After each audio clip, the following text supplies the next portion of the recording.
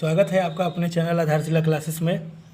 आज हम लोग नाइन्थ मैथमेटिक्स पढ़ने वाले हैं। नाइन्थ का मैथमेटिक्स में आज हम लोग पढ़ेंगे एक्सरसाइज 1.5।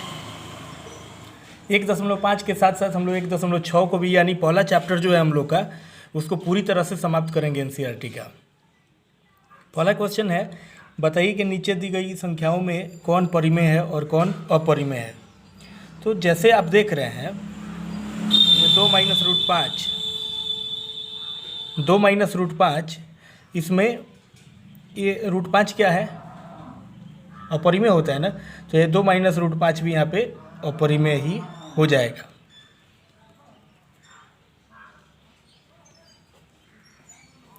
तीन जोड़ रूट 23 माइनस रूट 23, देखिए ये किसके बराबर हो जाएगा, ये हो गया 3 जोड़ रूट 23 और माइनस आपका रूट 23 है। ये प्लस रूट 23 और माइनस रूट 23 कट के क्या बचेगा, 3 बचेगा। तो 3 बचेगा तो क्या हो गया, ये हो जाएगा हमारा परिमेय संख्या। परिमेय अपरिमेय का डिफिनीशन तो हम लोग जानते ही हैं कि जिस संख्या को p बटा क्यू के रूप में लिखा जा सके उसे परिमेय संख्या कहते हैं, और जिस संख्या को p बटा क्यू के रूप में नहीं लिखा जा सके उसे अपरिमेय संख्या कहते हैं। तीसरा नंबर क्वेश्चन में देखिए, रूट 7 से रूट 7 कट जाएगा और बचेगा आपका 2/7, तो ये क्या हो जाएगा, ये हो जाएगा परिमेय संख्या। सारे के सारे क्वेश्चन आसान है, लास्ट में हम आप लोग होमवर्क भी देंगे करने के लिए। इसके बाद 1/√π है, 1/√2 है, सॉरी 1/√2 है, यह क्या हो जाएगा, यह हो जाएगा अपरिमेय संख्या। और 2π का जहाँ तक सवाल है, केवल पाई होता है तो क्या होता है, अपरिमेय, लेकिन 2π है तब भी यह होगा अपरिमेय संख्या, क्योंकि पाई क्या है, पाई एक अपरिमेय संख्या है। अब चलेंगे क्वेश्चन नंबर 2 की तरफ। 2 है, निम्नलिखित व्यंजकों में से प्रत्येक व्यंजक को सरल करें। सरल करना है तो हम लोग क्या करेंगे, कुछ सर्वसमीकाओं का भी प्रयोग इसमें कर लेंगे, जिसमें करने वाला होगा इसको गुना कर देते हैं। चलिए 3 से इसमें गुना करते हैं, 3 दूना 6, 3 में इसे गुना करेंगे तो क्या होगा, 3√2 होगा। कुछ बच्चे गलती से 3√2 जो गुना करना होता है √6 लिख देते हैं, जो गलत हो जाएगा।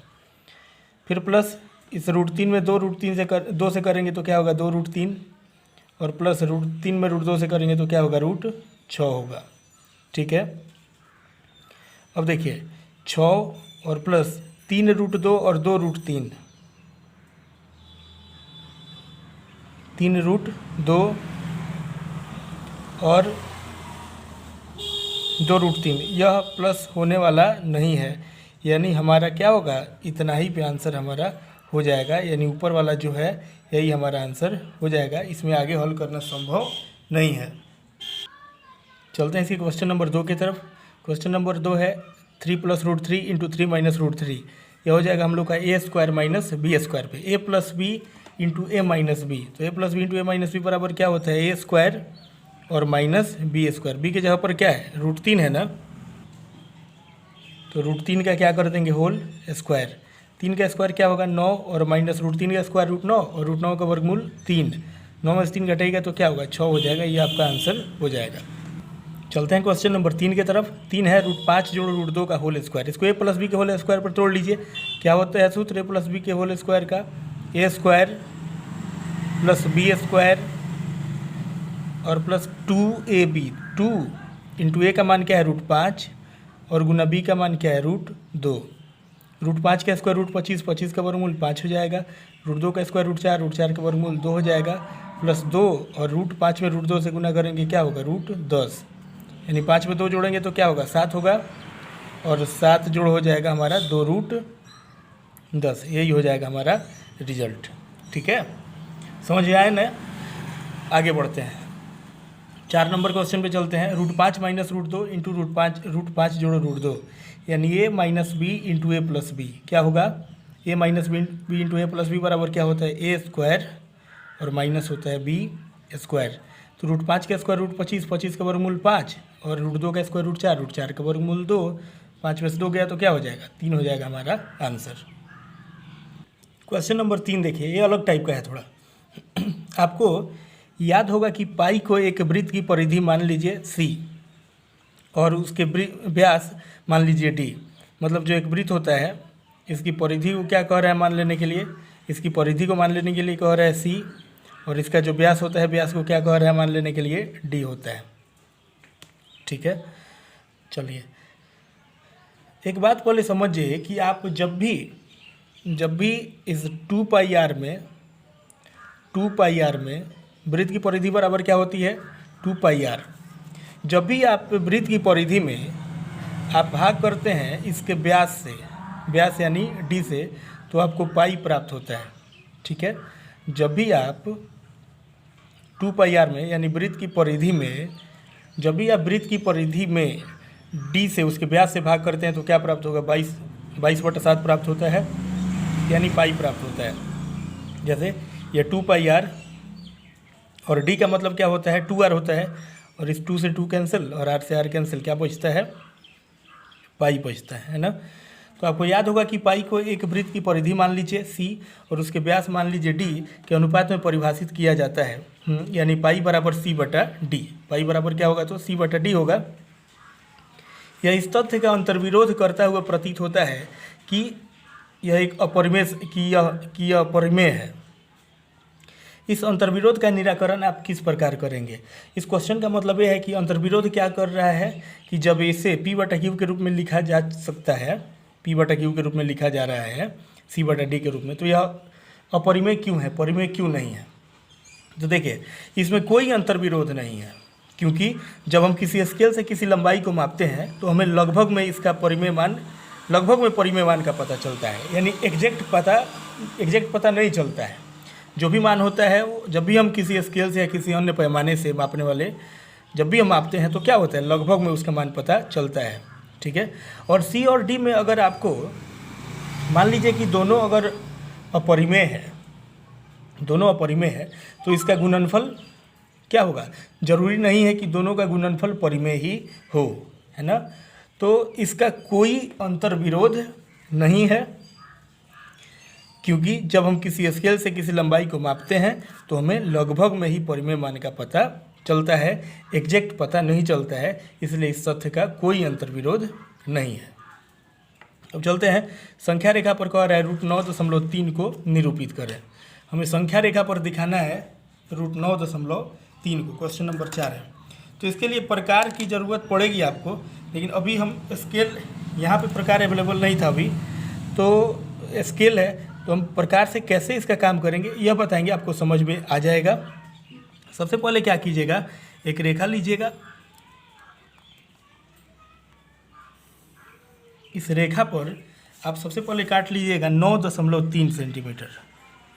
कितना सेंटीमीटर 9.3 सेंटीमीटर। चलिए हमने काट लिया यहाँ पे 9.3, ये हो गया हमारा A और ये हो गया B, ये हमारा हो गया 9.3 सेंटीमीटर। रचना के चरण आप खुद लिख लीजिएगा, हम बताएंगे कैसे लिखना है। अब क्या करना है, इस B से 1 सेंटीमीटर और बढ़ा लीजिएगा यहाँ पे, इसका भी नाम दे दीजिएगा C। ठीक है, इसका नाम क्या दे दीजिएगा C। अब A और C को समद्विभाजित कीजिएगा, प्रकार से माप के थोड़ा कम करके। क्या करते हैं, एक बार यहाँ काटते हैं और एक बार नीचे काटते हैं नीचे की तरफ, और एक बार यहाँ से काटते हैं प्रकार से, और एक बार यहाँ से काटते हैं, और इससे इसको मिलाते हैं। और जब इससे इसको मिलाते हैं तो हमारा वो क्या हो जाता है, यह रेखा समद्विभाजित हो जाता है, यानी यह इसका हो जाएगा मध्य बिंदु। यह कौन बिंदु हो जाएगा, चलिए हम इसका नाम दे दिए O, ये इसका मध्य बिंदु हो जाएगा। अब क्या कीजिएगा, इसको समद्विभाजित कर दिए, इसको बांटना ऐसे जरूरी नहीं, बस यहाँ पे बीच वाला चिन्ह प्राप्त करने के लिए आप बिना समद्विभाजित किए हुए भी स्केल से भी 9.3 और 1 10.3 का आधा कर सकते थे। हमने इसको समद्विभाजित किया है A को और C को। अब क्या करना है, यहाँ पे प्रकार का नोक रखिएगा, ठीक है, और यहाँ पे A त्रिज्या लेकर के एक अर्धवृत्त आपका जो होगा वो मिलेगा यहाँ पे आकर के C से। ठीक है, ऐसे खींचिएगा। उसके बाद यह यहाँ पर टेढ़ा हो गया, आप क्या कीजिएगा, आप प्रकार का प्रयोग करके आपको ऐसे खींचना है, ठीक है ना, एग्जैक्ट। अब क्या करना है, अब यहाँ से 90 डिग्री का कोण बना लीजिएगा। यहाँ से एक लंब खींचना है इस पे,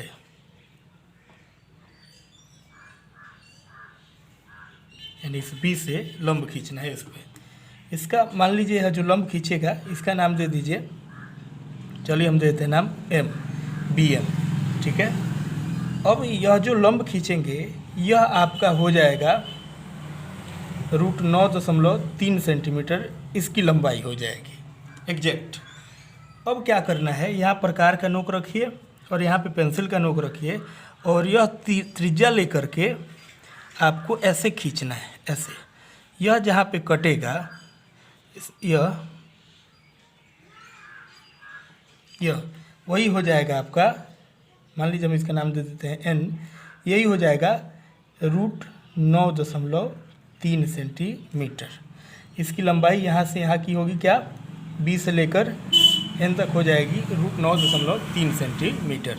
तो सबसे पहले क्या करेंगे, रचना चरण लिखेंगे कि ए बी बराबर 9.3 सेंटीमीटर काटा, बी से एक अन्य, बी के आगे 1 सेंटीमीटर पे एक रेखा लिया बी सी, ए सी को समद्विभाजित किया, उसका समद्विभाजक बिंदु ओ है, ओ से ए त्रिज्या लेकर के क्या किया, ए सी को मिलाया, ओ ए त्रिज्या लेकर के एक वृत्त खींचा, अर्धवृत्त। अब इस बी पे लंब डाला बी एम, और इस बी एम त्रिज्या लेकर के हमने क्या किया, जो एन पर कटा वही हमारा हो जाएगा यहाँ से यहाँ तक √9.3 सेंटीमीटर। उम्मीद करते हैं यह क्वेश्चन समझ में आ गया होगा। इसके आधार पर कुछ क्वेश्चन आपको दिए भी जाएंगे बनाने के लिए। अब चलेंगे क्वेश्चन नंबर 5 की तरफ। 5 नंबर क्वेश्चन बहुत ही आसान है। निम्नलिखित के का परिमेयकरण करें। देखिए परिमेयकरण कैसे करते हैं, 1/√7, तो गुना का चिन्ह देंगे, ऊपर भी लिखेंगे √7 और नीचे भी लिखेंगे √7। √7 में 1 से गुना कीजिएगा √7 और √7 में √7 से कीजिएगा 49, √49 का वर्गमूल 7। यही हो जाएगा आपका आंसर। परिमेयकरण बहुत आसान टॉपिक है। दूसरा है 1/√7 माइनस √6। तो इसका परिमेयकरण करने के लिए क्या कीजिएगा, गुना का चिन्ह दीजिएगा और √7 माइनस √6 जो है तो ऊपर भी √7 प्लस √6 लिखेगा और नीचा भी √7 प्लस √6 लिखेगा। अगर यह प्लस में होता तो यहाँ पे ऊपर भी माइनस और नीचे भी माइनस करते।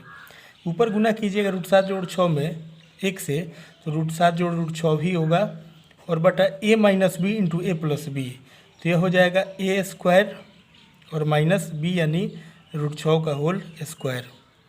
√7 प्लस √6 और बटा √7 का स्क्वायर क्या होगा 7 और माइनस माइनस है और √6 का स्क्वायर होगा 6, यानी √7 प्लस √6 और बटा हो जाएगा क्या 1, यानी हमारा आंसर हो जाएगा √7 प्लस √6।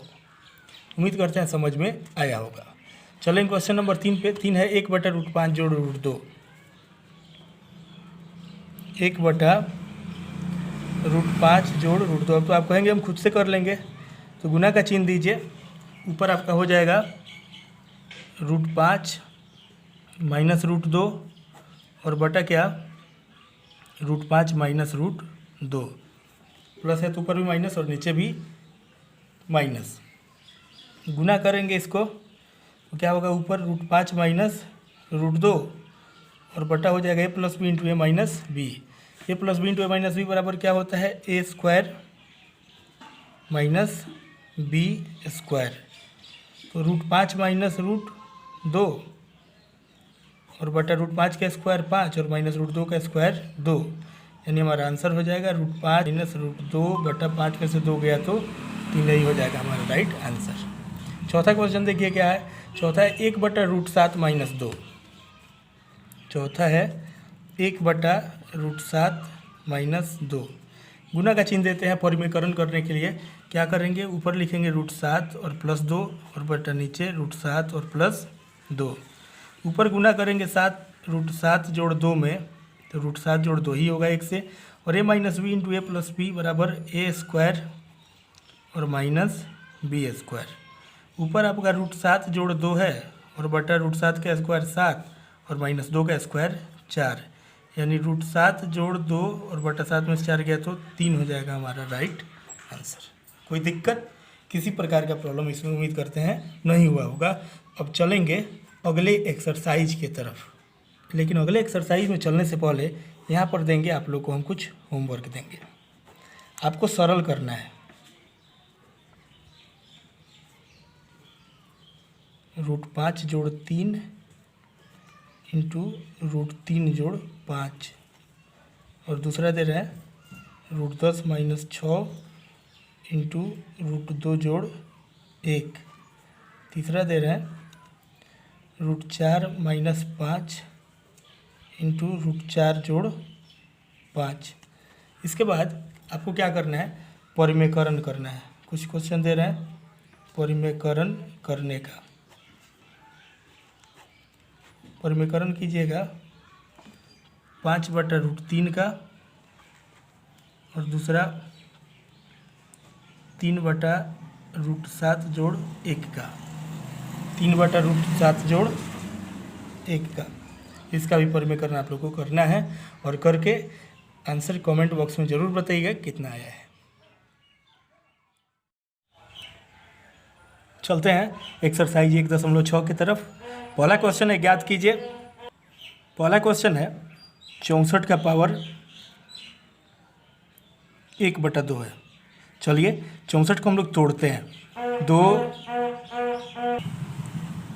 दूना 4 दूना 8 दूना 16 दूना 32 दूना 64, और इसका पावर क्या हो जाएगा 1/2। अब देखिए यह हो गया 2 का पावर 1 2 3 4 5 6, 2 का पावर 6 और गुना क्या 1/2 है, और 2 से 6 कट जाए कितना बार, 3 बार में। अब 2 का पावर हो गया 3। अब 2 का पावर 3 का मतलब क्या हो गया, 2 का पावर 3 का मतलब 2 दूना 4 दूना 8 हो जाएगा हमारा आंसर। ठीक है, 2 का पावर 3 हो गया तो 8 ही ना हो जाएगा। हमने सबसे पहले क्या किया, 64 को 2 दूना 4 दूना 8 दूना 16 दूना 32 दूना 64 ऐसे तोड़ा, पावर है 1/2। फिर 2 का पावर हो गया 6 और गुना में हो जाता है 1/2, 2 से 6 कट गया 3 बार में, 2 का पावर 3 के तो हो गया 8। अब चलते हैं क्वेश्चन नंबर 2 की तरफ। 2 है 32 का पावर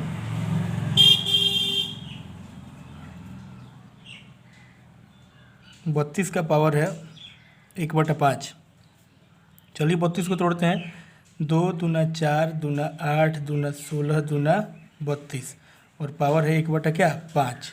चलिए यानी 2 का पावर हो गया कितना 1 2 3 4 5, और गुना 1/5। 5 से 5 क्या होगा, कट जाएगा, तो क्या बच जाएगा यहाँ पे हमारा, केवल बच जाएगा 2। यही हो जाएगा हमारा आंसर, केवल 2 हो जाएगा हमारा आंसर। ठीक है, अब चलेंगे क्वेश्चन नंबर 3 की तरफ। 3 है हमारा 125 का पावर 1/3। वैसे ही तोड़ देंगे, समझ गए आप लोग। 5 5 25 5 125, और पावर 1/3, यानी 5 का पावर हो गया 3, और गुना 1/3, 3 से 3 कट जाएगा, 5 हो जाएगा हमारा आंसर। ठीक है, समझ में आ गया ना। अब चलते हैं क्वेश्चन नंबर 2 की तरफ। 2 है, ज्ञात कीजिए। वैसे ही है जैसे पहले वाला था। तो पहला है 9 का पावर 3/2। 9 का पावर है 1 नंबर में 3/2। इस 9 को तोड़ेंगे तो कैसे होगा, 3 गुना 3, और पावर हो जाएगा 3/2, यानी 3 का पावर 2 और गुना 3/2, 2 से 2 कट जाएगा। 3 को 3 बार गुना कीजिएगा, 3 3 9 3 का क्या हो जाएगा 27 हो जाएगा आपका आंसर। ठीक है, चलिए 2 नंबर क्वेश्चन पे। 2 नंबर है 32 का पावर 2/5। तो 32 को तोड़ दीजिए। 2 दूना 4 दूना 8 दूना 16 दूना 32, पावर हो गया आपका 2/5, यानी यह क्या हो जाएगा 2 का पावर 5 और गुना 2/5। 5 ठो तो है ना, 5 से 5 कट जाएगा, 2 का पावर 2 कितना हो जाएगा, 2 दूना 4 हो जाएगा। हमारा 3 नंबर क्वेश्चन है 16 का पावर 3/4। 3 नंबर क्वेश्चन है 16 का पावर, हाँ 16 का पावर है 3/4। चलिए तो हम 16 को तोड़ते हैं। 2 दूना 4 दूना 8 दूना 16, और पावर 3/4, यानी ये हो गया आपका 2 का पावर 1 2 3 4, 4 ठो तो है ना, 4 गुना 3/4, या 4 से 4 कट जाएगा, 2 को 3 बार गुना कीजिएगा तो 2 दूना 4 दूना क्या हो जाएगा 8 हो जाएगा आपका आंसर। अंतिम क्वेश्चन है आपका 4 नंबर। 125 का पावर, सॉरी हाँ 125 का ही पावर, ठीक है, 125 का पावर -1/3 है। तो चलिए 125 को तोड़ते हैं, 5 गुना 5 गुना 5, 5 पचे 25 पचे 125, और पावर हो जाएगा आपका -1/3। यहाँ माइनस लगा हुआ है, इस बात पर ध्यान दीजिएगा आप लोग। तो यही ध्यान रखना है माइनस को, यानी यह 5 का पावर आपका हो जाएगा क्या 3, और गुना माइनस क्या है 1/3। या 3 से 3 क्या होगा, कट जाएगा, यानी 5 का पावर हो गया -1। अब इस 5 का पावर -1 को 1/5 लिख देंगे, यही हमारा आंसर हो जाएगा। 5 का पावर -1 का मतलब होता है 1/5 का पावर 1, ठीक है। अगर पावर में 5 का पावर -2 होता तो इसका मतलब होता है कि 1/5 का पावर 2, ठीक है। इसका मतलब है 1/5 का पावर 1, तो 5 का पावर 1 होगा तो 5 का 5 ही रह जाएगा, यही हमारा आंसर हो जाएगा। अब चलेंगे क्वेश्चन नंबर 3 के तरफ, जो कि इस चैप्टर का लास्ट क्वेश्चन है।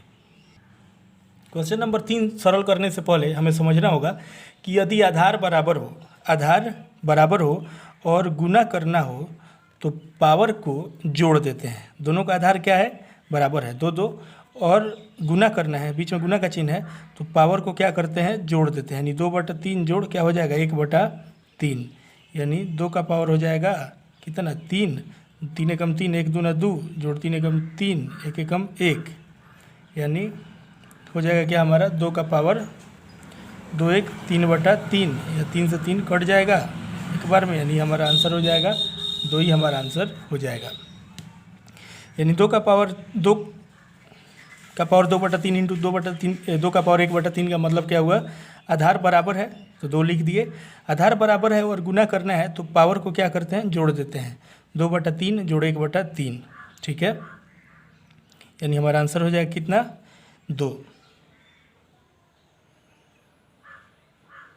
अब चलते हैं क्वेश्चन नंबर 2 की तरफ। इसका मतलब हुआ कि यह 1 का पावर भी 7 है, ठीक है, और बटा इस 3/3 का पावर भी 7 है। तो इसका मतलब हुआ 3 का पावर 3 गुना 7, ठीक है, इसमें गुना हो जाता है, 3 का पावर 3 गुना क्या हो गया 7 हो गया। 1 को 7 बार गुना करेंगे तो 1 ही होगा, और बटा यह हो जाएगा 3 का पावर 3 सते 21, यही हो जाएगा आपका आंसर, 1/3 का पावर 21। अब देखिए यदि आधार बराबर हो और भाग करना हो तो पावर को घटाते हैं, ऊपर वाले पावर में से नीचे वाले पावर को क्या करेंगे, घटाएंगे। यानी 11 का पावर हो जाएगा 1/2 और -1/4। आधार बराबर है और भाग करना है तो पावर को क्या करते हैं, ऊपर वाले में से नीचे वाले को माइनस कर देते हैं। यानी 11 का पावर हो गया 1 2 4 का एलसीएम 4, 2 दूना 4, 2 एकम 2, -4 एकम 4, 1 एकम 1, यानी 11 का पावर 2 में से 1 गया तो 1/4 हो जाएगा आपका आंसर। 11 का पावर 1/4। ये थोड़ा सा अलग टाइप का है। एक ठो था कि आधार बराबर हो और गुना करना हो तो पावर को जोड़ देंगे, आधार बराबर हो और भाग करना हो तो पावर को घटा देंगे।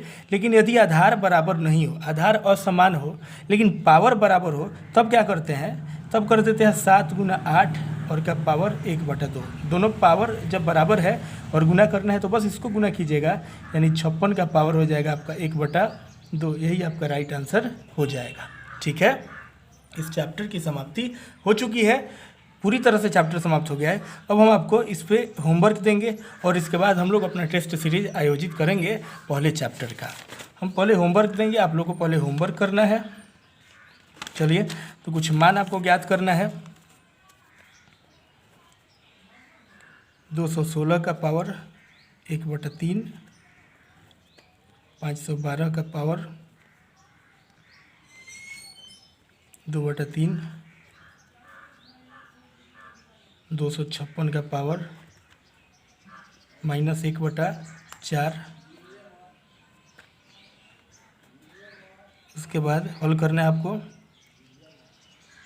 6 का पावर 3/2 इंटू 6 का पावर 2/3, 9 का पावर 1/2 भाग 9 का पावर 1/4। वैसे ही इसका भी हल करना है, 2 का पावर 3 और बटा 3 का पावर 2, ठीक है। और इन सब का पावर 2, ठीक है। और एक और क्वेश्चन दे रहे हैं आपको, 11 का पावर 3/2 इंटू 13 का पावर 3/2, ठीक है। यही 7 क्वेश्चन करना है आपको, और इसके पिछले एक्सरसाइज में जो दिए थे उसको भी करना है। उम्मीद करेंगे यह चैप्टर अच्छी तरह से क्लियर हो गया होगा।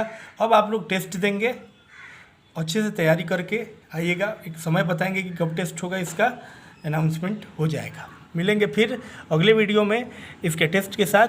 आज के लिए बस इतना ही। अंत में बस यही कहेंगे कि अगर चैनल पर नए होंगे और सब्सक्राइब नहीं किए होंगे तो ज़रूर कर लीजिएगा। धन्यवाद।